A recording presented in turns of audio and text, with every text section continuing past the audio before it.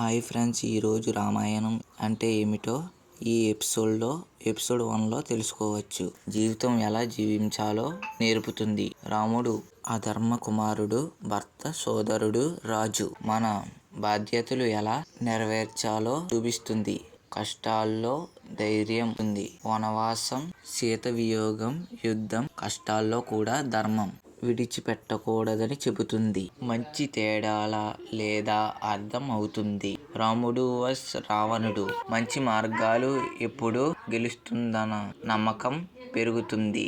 కుటుంబం విలువ పెరుగుతాయి.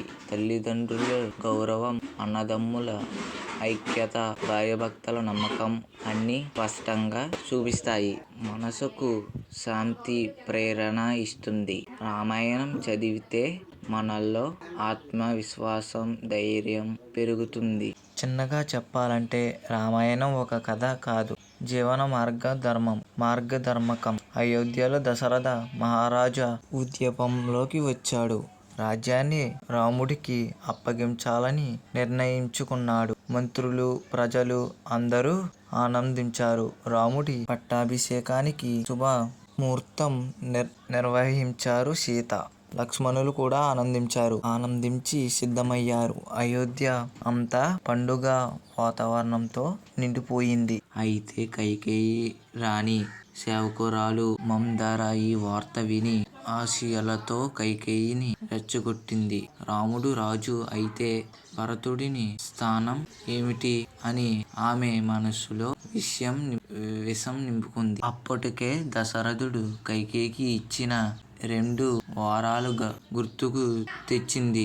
కోపంతో కైకేయి కోపగ్రహంలోకి వెళ్లి దశరథుని ఎదుట 2 వరాలు కోరింది. భరతుడిని పట్టాభిషేకం, రాముడికి 14 సంవత్సరాల వనవాసం. దశరథుడు ఈ మాటలు విని షేక్ అయ్యాడు. తన ప్రాణప్రియమైన కుమారుడిని అడవికి పంపలేను అని విలపించాడు. కానీ రాజుగా ఇచ్చిన మాటను వెనక్కి తీసుకోలేను. చివరికి కన్నీళ్లతో రాముడిని పిలిచి జరిగిందంతా చెప్పాడు. రాముడు మాత్రం క్షణం కూడా బాధ పెట్టకుండా తండ్రి మాటే తనకు ధర్మాన్ని భావించి మనం వనవాసానికి సిద్ధమయ్యాడు. సీత కూడా భర్తతో పాటు అడవిలో ఉండటం నా ధర్మం అని రామునితో వెళ్ళాలని నిర్ణయించుకుంది. లక్ష్మణుడు అన్నయ్యను వదిలి ఉండలేక అడవికి రావాలని కోరాడు.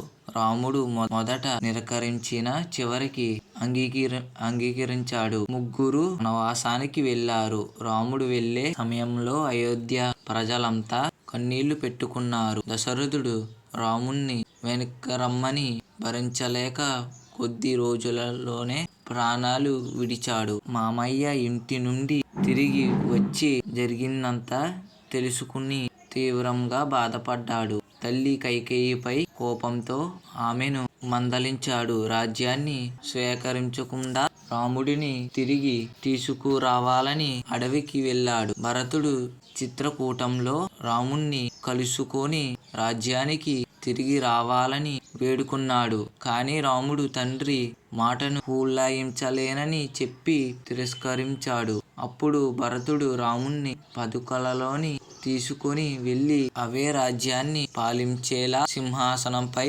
ఉంచాడు. తను రాముణ్ణి ప్రాతినిధ్యంగా సేవకుడి మాత్రమే పాలన చేస్తానని చెప్పి అయోధ్యకు తిరిగి వచ్చాడు. అలా అయోధ్యకాండంగా ధర్మం, తండ్రి మాటకు విలువ, అన్నదమ్ముల ప్రేమ అనే గొప్ప విలువలు మనకు బోధిస్తుంది.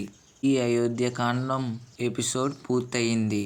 లైక్ చేసి సబ్స్క్రైబ్ చేసుకోండి.